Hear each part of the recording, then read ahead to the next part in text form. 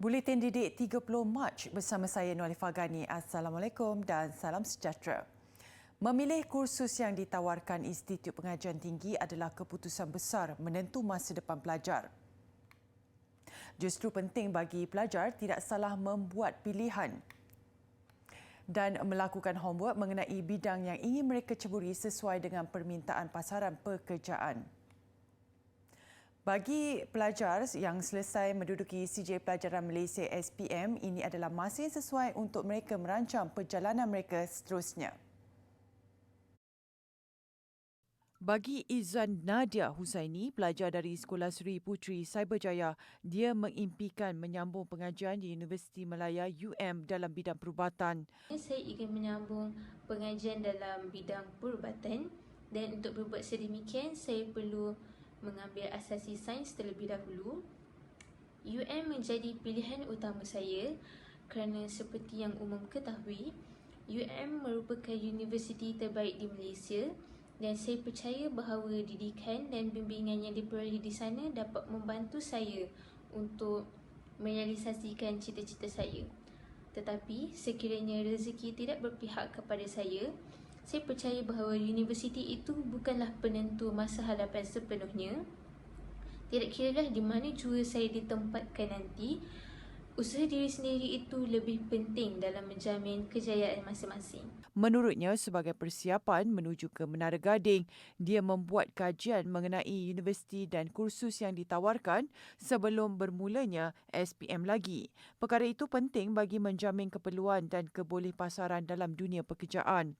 Berkongsi impian ke universiti sama, Muhammad Iqbal Azam Shah, pelajar dari Sekolah Menengah Sains Sultan Iskandar, turut membuat kajian awal memilih kursus yang diminatinya. Kos yang saya nak ambil masa dekat IPT nanti adalah kos Mechatronic Engineering. Sebab apa? Sebab saya nak belajar cara untuk mencipta lebih banyak ciptaan yang dapat membantu untuk meningkatkan infrastruktur dan kemudahan awam di Malaysia. Saya juga telah membuat beberapa research tentang kos ini melalui pelbagai platform seperti YouTube dan banyak menyertai pelbagai program robotik dan reka cipta. Tambah Iqbal, sementara menunggu keputusan SPM, dia membantu pakciknya menyelenggara dan memasang penghawa dingin di rumah pelanggan dan dalam masa sama dapat meningkatkan kemahiran dirinya. Minat menonton anime mempengaruhi kanak-kanak berusia 10 tahun ini untuk menggilap bakatnya dalam bidang lukisan. Lebih istimewa, bakatnya hanya disedari ketika Perintah Kawalan Pergerakan PKP Mac tahun lalu. Kisha Amani Nur Azmi, 10 tahun, akan melukis anime kegemaran beliau menggunakan sebatang pensel 2B sebelum mewarnakannya dengan pensel warna. Hanya bersandarkan visual yang ditonton di kaca televisyen, karya yang dihasilkan beliau cukup mengagumkan. Kisha suka lukis anime. Tapi kalau Kisha dah pandai ke apa, bolehlah Kisha lukis bangunan ke apa ke. Kisha boleh lukis anime entah sebab saya suka anime. Berkongsi kepada Didik TV, ibunya Zura Azlin Ratimi berkata, beliau sendiri terkejut melihat anak bongsunya yang masih bersekolah rendah itu berbakat melukis melebihi had umurnya. Demi menyokong minat Kisha Amani, mereka sekeluarga sanggup mengeluarkan wang membelikan kanak-kanak itu barangan lukisan. Mesti nanti tanya-tanya kan set lukisan apa yang saya guna? Saya beli kat Shopee je, Mama belikan. Tada! Antara karakter-karakter anime yang diinspirasikan beliau adalah Mai Sakurajima, Miku Nakano, Alhoto dan Todoroki Shoto. Hasil karya Kisha turut dimuat naik di Instagram beliau, Kisha Candy.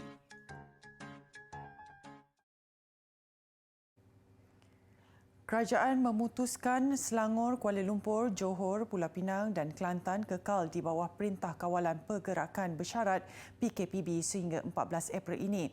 manakala Sarawak sehingga 12 April. Menteri Kanan Keselamatan Datuk Seri Ismail Sabri Yaakob berkata, walaupun secara keseluruhan trend penularan COVID-19 menurun, namun terdapat beberapa negeri yang masih menunjukkan ketidaktentuan dan peningkatan kes. Beliau berkata turut dilanjutkan Perintah Kawalan Pergerakan Pemulihan PKPP membabitkan Perlis, Putrajaya, Kedah, Perak, Melaka, Negeri Sembilan, Terengganu, Sabah dan Labuan sehingga 14 April depan.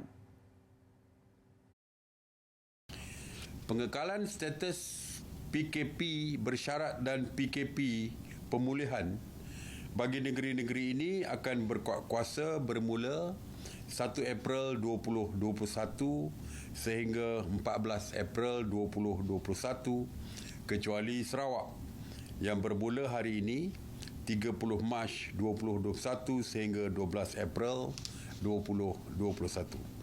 SOP-nya tetap sama seperti biasa di negeri-negeri PKPB, PKPP, ya sama saja. Katanya pergerakan rentas daerah dibenarkan kecuali Sabah dan Sarawak atas keputusan kerajaan negeri. Sementara pergerakan rentas negeri masih lagi tidak dibenarkan kecuali bagi mereka yang mengikut pelan gelembung pelancongan untuk negeri di bawah PKPP sahaja.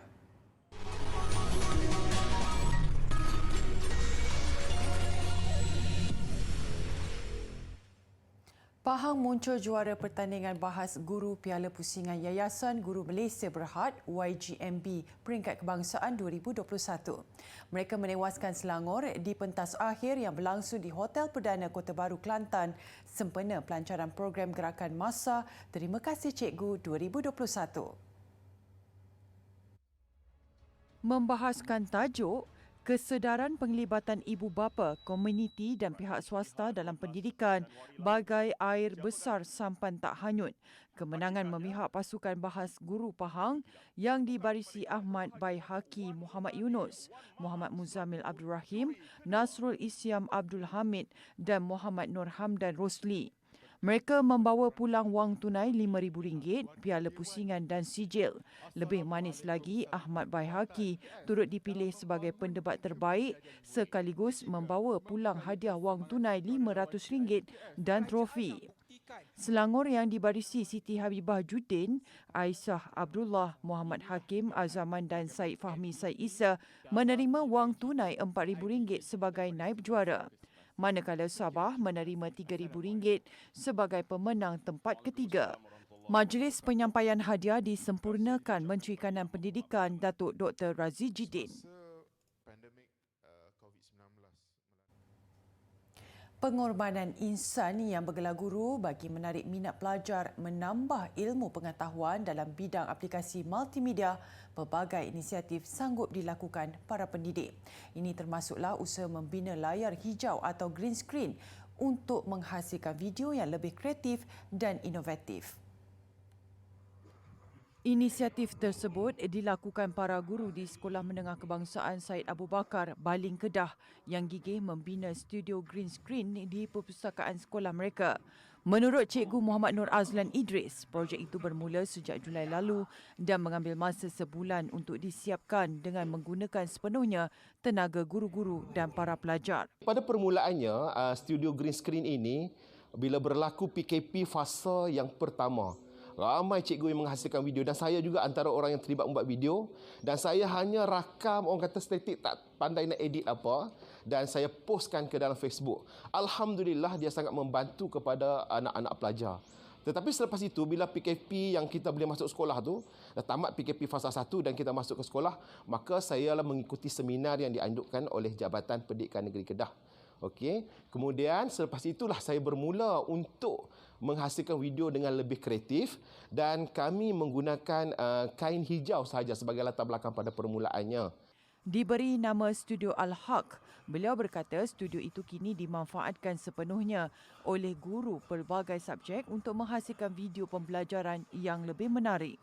Malah anak-anak muda di sekitar Baling turut datang mempelajari teknik penghasilan video menggunakan layar hijau berkenaan. Bila kita gunakan green screen, ada contohnya dalam tajuk Isra' dan Mi'raj. Saya menggunakan tajuk ini untuk saya melakukan video dalam bentuk berada di angkasa lepas ataupun angkasa raya. Begitu juga kita boleh berada di atas laut, boleh berada dalam hutan, boleh berada dalam salji dan macam-macam lagi. Maknanya penggunaan green screen sangat membantu PDPC kita untuk menjadi lebih menarik. Dan alhamdulillah pelajar-pelajar sangat berminat dengan video-video yang dihasilkan oleh guru-guru. Jelasnya studio ini masih belum siap sepenuhnya. Bagaimanapun, ia tetap mendapat sambutan para pelajar yang memuji usaha gigih guru ini dalam membantu mendidik anak bangsa. Malah mereka juga merancang untuk meluaskan penggunaannya kepada pelajar-pelajar sebaik sesi persekolahan bermula 4 dan 5 April ini. Malaysia dijangka memperoleh kapal selam mini berteknologi tinggi dari Belanda menjelang akhir tahun ini. Kapal selam itu boleh digunakan untuk tujuan misi mencari dan menyelamat serta untuk tujuan penyelidikan selain membuka peluang sektor rekreasi dan pelancongan penerokaan dunia dasar laut. Minggu lalu, MHH Instrument Environmental and Technology Sdn Bhd memeterai perjanjian dengan syarikat UB Rocks Belanda bagi pembelian dan pemegang hak eksklusif kapal selam mini di Malaysia dan Asia Tenggara. Jalinan industri antara Malaysia dan Belanda dijangka memberi manfaat kepada kerajaan dan penggiat industri marin berkaitan teknologi dan penyelesaian berkaitan laut. Kami akan menawarkan potensi teknologi tinggi kenderaan bawah air yang boleh membawa manusia untuk tujuan penyelesaian masalah kabel dasar laut, pemeriksaan struktur pantai minyak dan dermaga, penyelidikan oceanografi dan hidrografi untuk universiti dan universiti, arkeologi antiquity untuk jabatan museum, pemantauan dasar laut dan taman-taman laut, pelancongan sebagai niche tourism product dan SAR, search and rescue di laut, sungai ataupun tasik. Katanya, Badan Persijilan dan Piawaian Perkapalan Antarabangsa Maritim Belanda DNVGL telah meluluskan kapal selam ini untuk tujuan komersial dan keselamatan serta perakuan kelayakan laut.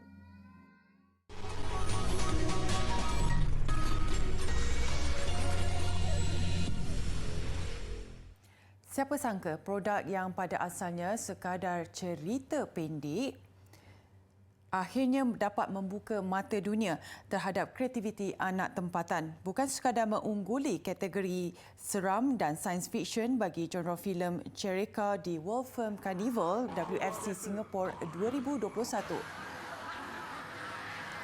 Filem Belaban Hidup Infeksi Zombie meraih trofi filem Cereka terbaik dan filem seram terbaik di International Symbolic Art Film Festival 2021 di Rusia. Penerbit dan pengarahnya Rayleigh 45 berkata, mereka hanya mencuba nasib dengan menghantar karya berkenaan ke beberapa festival filem luar negara namun tidak menyangka beroleh kejayaan. Tambahnya, faktor keunikan budaya Dayak yang dipaparkan dalam filem berkenaan mungkin menjadi punca kemenangan berpihak kepada mereka. Belaban Hidup Infeksi Zombie berkisarkan sekumpulan anak yatim yang dikurung untuk menjadi bahan uji kaji seorang saintis gila. Filem ini dibintangi Pekin Ibrahim, Ultimate, Pablo Amirul, Anna Melissa, Cassidy Pangau dan penyanyi Indonesia Tegar serta pelakon kelahiran Slovakia Katrina Gray.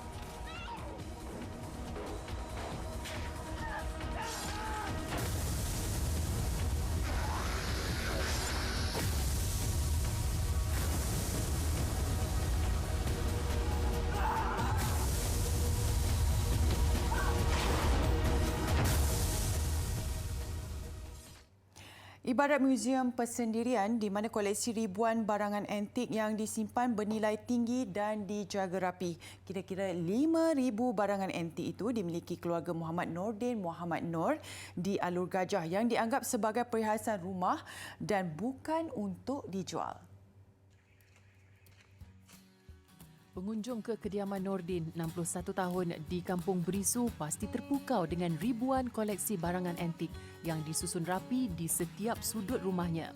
Koleksi seperti pinggan mangkuk, cawan, duit lama, lesung batu, batu giling, televisyen hinggalah kepada motosikal dan kereta berusia lebih 60 tahun. Nordin turut menyimpan koleksi penerbitan lama termasuk akhbar berita harian yang diterbitkan sekitar tahun 1950-an dan 60-an. Sebenarnya ini bukanlah tujuan saya mengumpul ni bukanlah untuk tujuan komersial, bukan tujuan untuk dijual balik. Ia hanya lebih merupakan perhiasan dalam rumah saya. Hanya perhiasan ni lain daripada perhiasan rumah orang lain. Koleksi antik mulanya dikumpul sekadar suka-suka ketika masih bekerja kilang di Shah Alam pada 2004. Meskipun begitu, dia masih mencari barangan seperti mesin getah, kui atau tempat simpanan padi, indik atau lesung kaki dan tempat membanting padi. Kita sama-sama pergi berjalan pusing satu Malaysia. Bila pergi mana-mana tu jumpa apa-apa barang tu, timbul minat dari situlah. Tengok barang-barang tu kan. Dia minat ni, kita minat ni. So, beli ajalah. Difahamkan Kerajaan Melaka merancang untuk menjadikan kediaman Nordin yang dinamakannya Teratak Seri Solok sebagai rumah pelancongan Melaka. Usaha dilaksanakan oleh Perbadanan Muzium Melaka dan Majlis Perbandaran Alur Gajah yang berkunjung ke rumah itu baru-baru ini.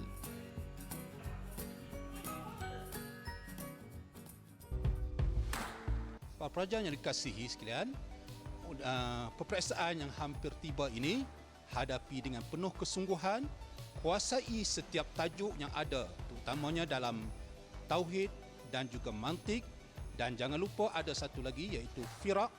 Pastikan semua tajuk anda kuasai dengan sebaik mungkin. Semoga semuanya berjaya.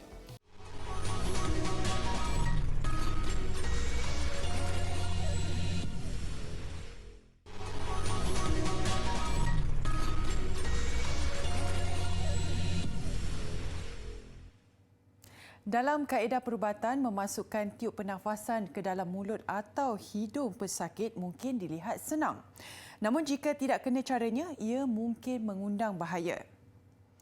Ekoran itu, sebuah universiti di Adelaide, Australia mengadakan sesi latihan bagi pelatih atau BIUS dengan menggunakan patung yang dikawal dengan alat elektronik yang memampukan mereka untuk bertindak seperti manusia di kala waktu kecemasan. The airway is really realistic and it's able to be managed with a variety of tools that we'd use in people when we need to. It's got lungs that move and it's got special sounds that give us clues to how that mannequin is going or how that human might be going in an operating theatre. Latihan ini juga adalah yang pertama seumpamanya di South Australia dan ia juga dilihat dapat membantu pelatih anestesiologi bekerja di bawah tekanan. It's a really terrifying scenario, to be honest. It's very, your adrenaline is running, your heart is beating very fast, and so the course tries to teach us sort of those human factors to try and improve our communication, improve our thought process under immense pressure. Sebelum ini, penuntut universiti di negeri ini perlu ke negeri lain atau luar negara untuk melengkapkan pengajian mereka. Namun kini tidak lagi. Latihan bagi jurusan ini diharap dapat diadakan 3 kali dalam tempoh setahun. Guna kod QR atau alat pengecam wajah untuk membuat bayaran di kafe atau pasaraya. Teknologi canggih itu dilihat amat bersesuaian ketika dunia masih dilanda pandemik COVID-19. Apatah lagi memudahkan lagi buat pelanggan dengan yang tidak perlu beratur panjang membeli barangan keperluan harian. Di Moskow, Rusia, sebuah pasaraya melaksanakan sistem pengesan kod QR. Rak di pasaraya Azbuka Viskosa ini juga memiliki sistem penimbang membolehkan pekerja mengetahui jika stok berkurangan di bahagian jualan mereka. Если сравнивать, например, оплату по биометрии и оплату по QR-коду, то оплата по биометрии при всей ее привлекательности имеет ряд существенных недостатков. А именно, например, задумывались, да, что в целом это очень серьезный момент, который часто можно подделать. Да? Сейчас технология там, создание там, масок, там, создаются даже там, антропоморфные роботы, которые похожи на человека. То есть что мешает, например, создать маску, похожую на какого-нибудь миллиардера, там, зная, что у него большой чек, и система распознает его. Keseluruhan teknologi yang turut menggabungkan alat kamera pemantau ini mampu mengenal pasti barangan yang diambil oleh pelanggan. Pelanggan juga tidak perlu beratur, tidak perlu mengimbas kod barangan dan tiada urusan pembayaran melalui tunai atau kad di kaunter. Selepas barang diambil, wang akan terus ditolak dari akaun bank mereka. Turut menggunakan teknologi canggih beberapa kafe di bandar sama. Kafe Prime ini contohnya menggunakan teknologi alat pengecam wajah untuk pembayaran makanan dan minuman pelanggan. Pelanggan hanya perlu memuat turun aplikasi dan memasukkan informasi biometrik mereka untuk membolehkan pembayaran dilakukan melalui akaun bank mereka. Bagi mempromosikan penggunaan aplikasi ini, diskaun 20% turut diberikan kepada pelanggan yang membuat pembayaran melalui kaedah ini. Мы только начинали тестировать, это было прошлым летом. Многие сказали, вау, круто, какие... И тогда еще все боялись что-то трогать, да, какие-то такие вещи, воспринимали, что это наш ответ на пандемию, и говорили, что это круто. Сейчас уже многие в целом знают, кто-то отказывается, потому что биометрия им неудобна. А кто-то воспринимает как, окей, лицом так лицом, со скидкой, почему бы и нет. Bagi segelintir pakar keselamatan pula, ada yang berpendapat aplikasi teknologi ini bukanlah kebal, ini juga berisiko untuk dibolosi dengan cara tertentu.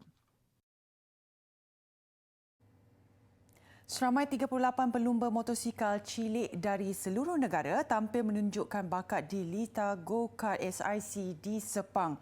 Pemilihan bertujuan mencari 25 pelumba terbaik untuk menyertai SIC Mini GP Championship 2021 yang akan diadakan sempena Grand Prix Malaysia 28 Oktober nanti. Menggunakan jentera 110cc, pelbagai ragam disaksikan pada sesi pemilihan yang hanya dapat dimulakan pada jam 2 petang berikutan masalah cuaca.